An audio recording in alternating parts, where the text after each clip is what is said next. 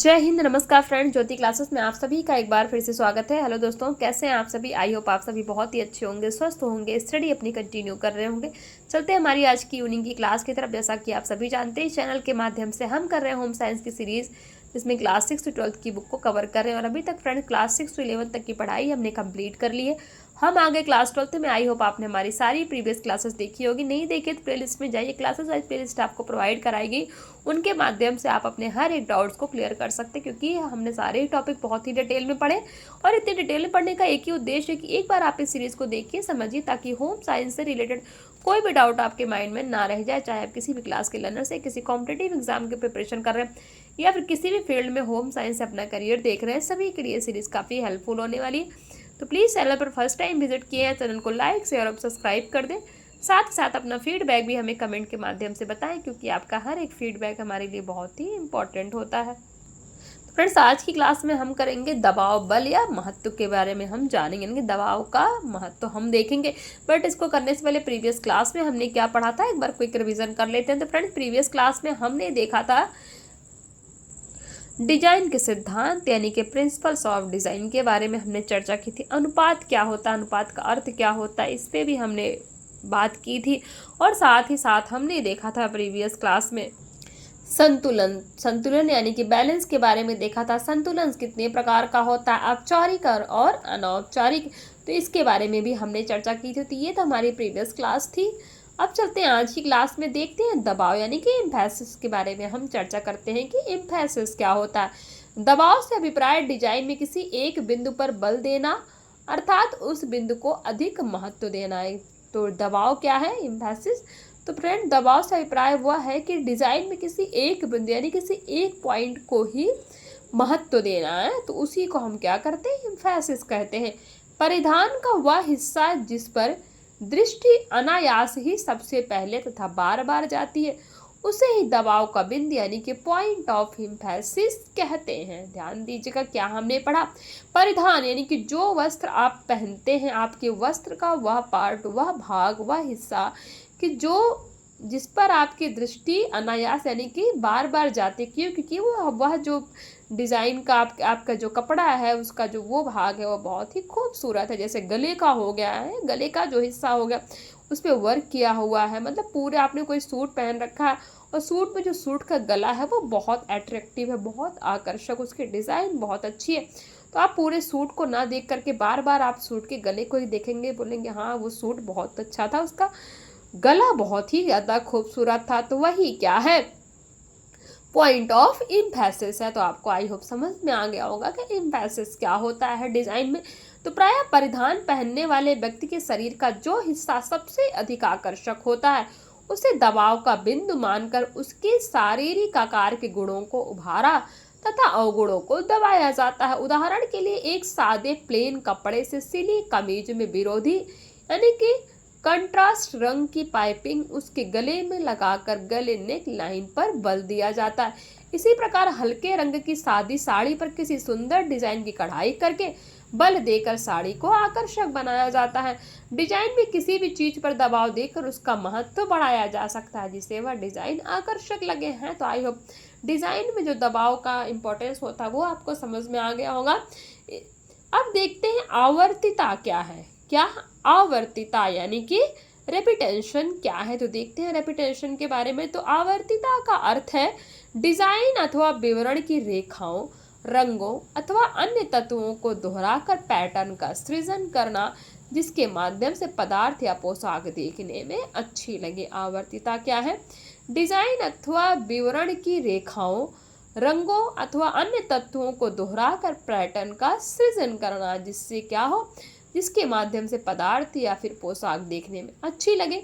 आवर्तिता रेखाओं, आकृतियों, रंगों तथा बुनावट का उपयोग कर इस प्रकार सृजित की जा सकती है कि यह दृश्य एकता दर्शाती है।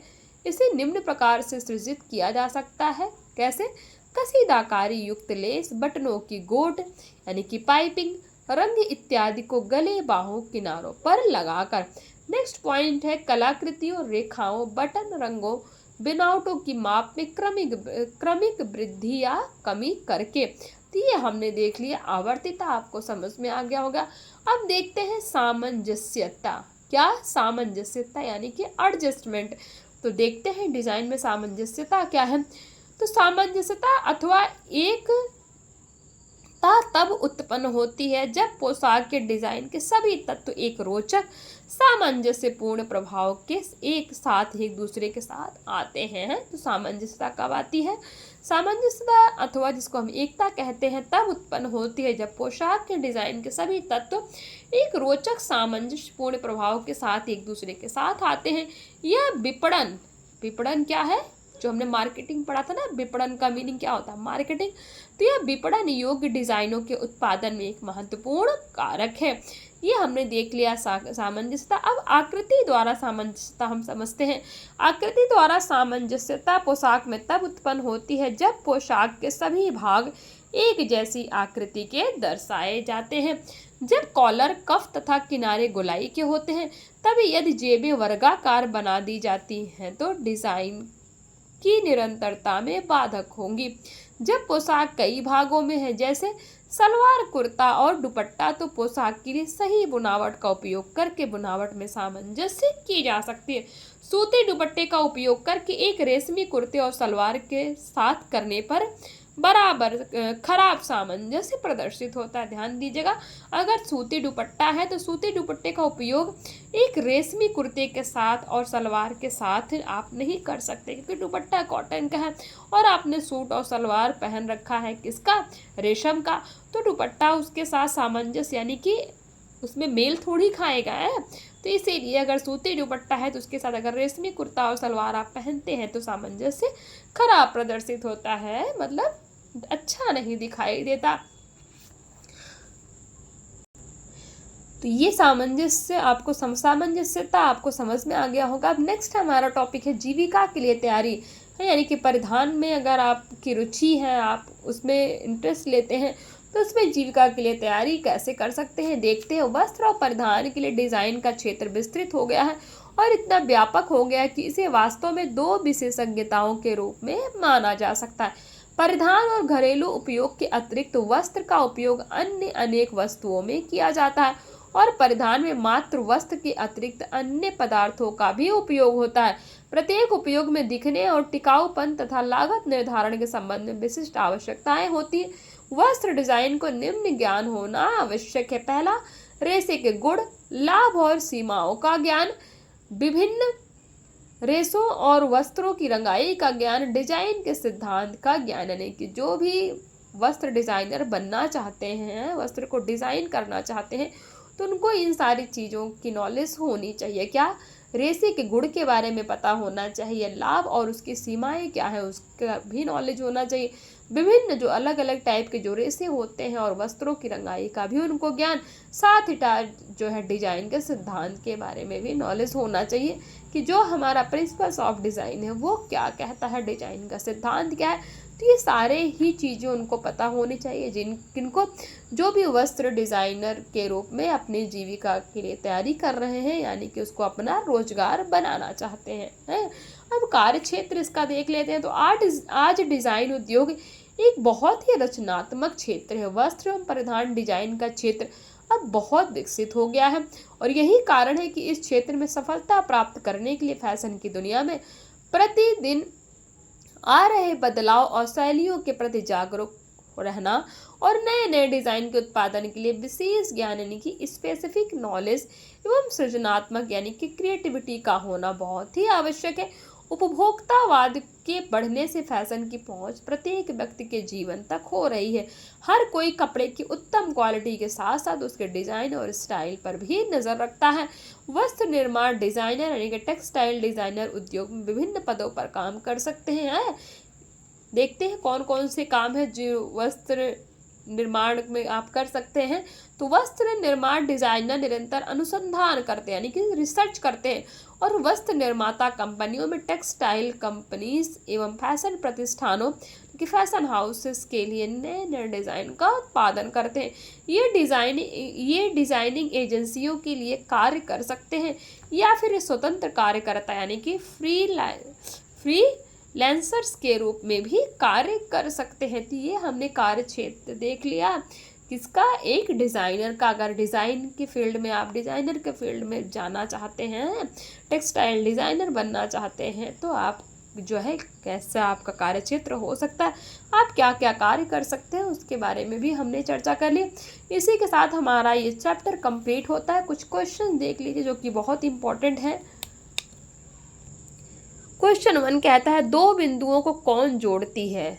दो बिंदुओं को कौन जोड़ती है? क्या है? हमने रेखा के बारे में पढ़ा था ना, दो प्रकार की रेखाएं पढ़ी थी, इतना मैंने आपको याद दिला दिया। अब आप बताइए दो बिंदुओं को कौन जोड़ती है? क्वेश्चन 2 कहता है, गोलाई की कोटि किसका निर्धारण करती है?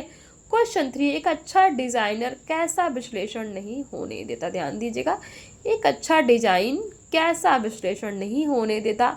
क्वेश्चन 4 है, संतुलन का कोई एक प्रकार बताइए। संतुलन हमने प्रीवियस क्लास में ही चर्चा की थी संतुलन के बारे में ना, तो बताइए दो प्रकार के हमने संतुलन देखे, तो आप कोई भी एक प्रकार आप बता सकते हैं जो आपको अच्छे से समझ में आया हो। क्वेश्चन 5 है, वस्त्र और परिधान के लिए डिजाइन का क्षेत्र कैसा हो गया है?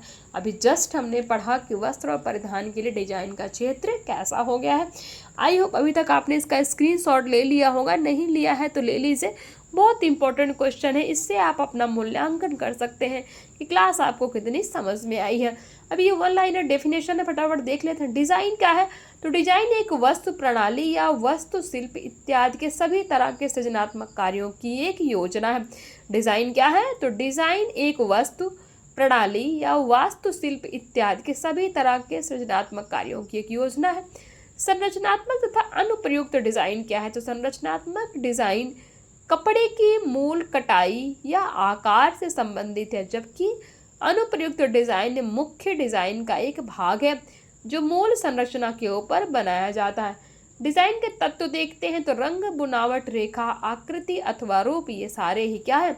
डिजाइन के तत्व हैं। ये हमने जब फर्स्ट क्लास की थी उसी पे भी हमने चर्चा की थी। रंग मौसम, संस्कृति, भावनाओं और फैशन का मुख्य अंग है। रंग क्या होता है? तो रंग से ही हमारी संस्कृति, मौसम का हमें पता चलता है, हमारी भावनाएं और फैशन, तो ये क्या है? रंग हमारा इन सभी का मुख्य अंग है। नेक्स्ट है हमारा बुनावट की। बुनावट क्या है? तो दिखने और छूने की एक संवेदी अनुभूति है जो वस्त्र की स्पर्शी तथा दृश्य गुणवत्ता को बताती है। रेखा क्या है? उस चिन्ह को कहते हैं जो दो बिंदुओं को जोड़ता है। नेक्स्ट है रूप, आकृति और पैटर्न। रेखाओं को जोड़कर आकार बनाए जाते हैं। आकृतियां द्विविमीय तथा त्रिविमीय हो सकती हैं।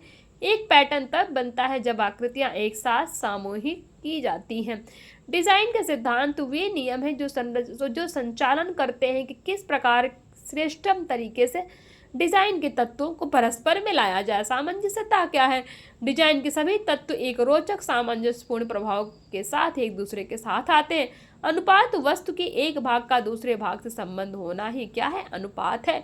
आवर्तिता, तो आवर्तिता का अर्थ है डिजाइन अथवा विवरण की रेखाओं, रंगों अथवा अन्य तत्वों को दोहराकर पैटर्न का सृजन करना, जिसके माध्यम से पदार्थ या पोशाक देखने में अच्छी लगे। संतुलन क्या है? तो संतुलन से अभिप्राय स्थिरता, भंगिमा व विश्राम से है।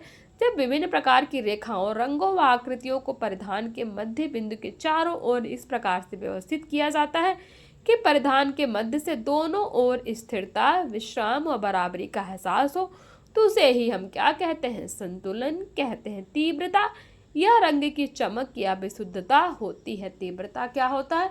यह रंग की चमक या विशुद्धता होती है। तो इसी के साथ फ्रेंड्स हमारा ये चैप्टर 8 भी कंप्लीट होता है। आई होप आपको ये चैप्टर अच्छे से समझ में आया होगा, सारे आपके कॉन्सेप्ट्स क्लियर हुए होंगे। फिर भी कहीं कोई डाउट रह जाता है किसी भी टॉपिक में तो आप पूछ सकते हैं कमेंट के माध्यम से, आपकी हर एक क्यूरी को सॉल्व किया जाएगा। तो आज की क्लास को यहीं तक करते हैं। नेक्स्ट क्लास में हम इसी चैप्टर का करेंगे क्वेश्चन आंसर, जो हमारी क्या होगी? एस्टरडे मॉर्निंग सुबह 9 बजे होगी। तो प्लीज़ आप सुबह की क्लास देखना मत भूलिएगा। उससे जो भी थोड़े बहुत डाउट आपके बच गए होंगे तो उन क्वेश्चन आंसर्स की प्रैक्टिस के माध्यम से वो डाउट भी क्लियर हो जाएंगे। बहुत इंपॉर्टेंट होती है फ्रेंड्स जो हम क्वेश्चन आंसर्स की प्रैक्टिस करते हैं। तो नेक्स्ट क्लास में हम करेंगे क्वेश्चन आंसर्स की प्रैक्टिस। तो आई होप आज की क्लास आपको अच्छे से समझ में आई हो। क्लास आपके लिए फिटनेस क्लास का हुआ हो, आपको उसका फ़ायदा हुआ हो, चीज़ें समझ में आई हो, नहीं आई हैं तो भी आप, मैं बार बार कहती हूँ, फीडबैक दीजिए, बताइए, अपनी क्यूरी लीजिए। जब तक आप क्यूरी लेंगे नहीं, अपनी समस्या बताएंगे नहीं, तो हमें आपकी प्रॉब्लम का क्या ही पता लगेगा। है तो प्लीज़ अपनी प्रॉब्लम बताइए।